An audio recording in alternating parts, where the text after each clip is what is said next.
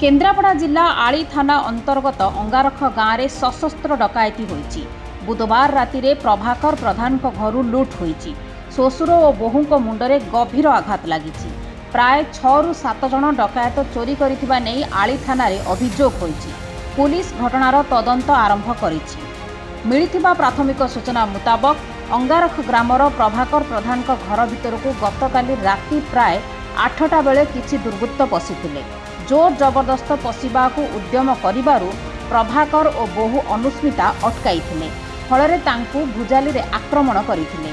एहा परे बंदूक देखाई घर भितरकू पशिथिले। प्रभाकरकर 10 वर्षर नाती और तांको स्त्री बेकरे भुजाली लगाई धमकाइथिले। प्रभाकर गुरुतर अवस्था तले पड़ जाइथिले।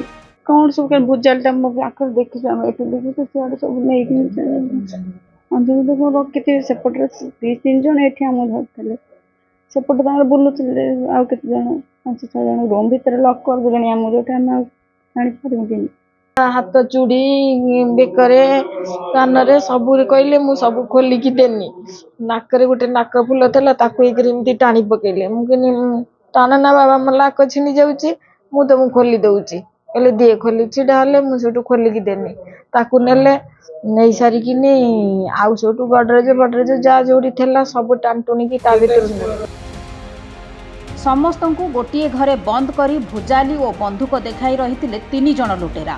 अन्य माने घर भितरे आलमारी भांगी लुटपाट करिथिले। पाखापाखी अधघंटा काल धरी चलीथिला एही घटना। प्राय 5 लाख रु अधिक टंकार अलंकार और प्राय 50,000 टंका लुटि नैथिबा अभियोग होईची।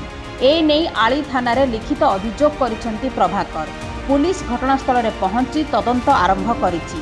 तेबे एभली सशस्त्र डकायती परे गाँव रे कोकुआ भय सृष्टि होईछि। थाना राति रे जाइथिलु फोन करथिलु जाइथिलु मेडिकल में थाना रे एतला दे फिर थाना वाला डकैथिलु कल सकाळे असी एबो पहुंची किनी कोन कोन सब जिनिस जाईछि लिस्ट करिकि देबे। टंका तो 4-5 लाख टंकार सो अलंकार जाईछि। नगद कैश 50-60 हजार टंका मु रखथिली हम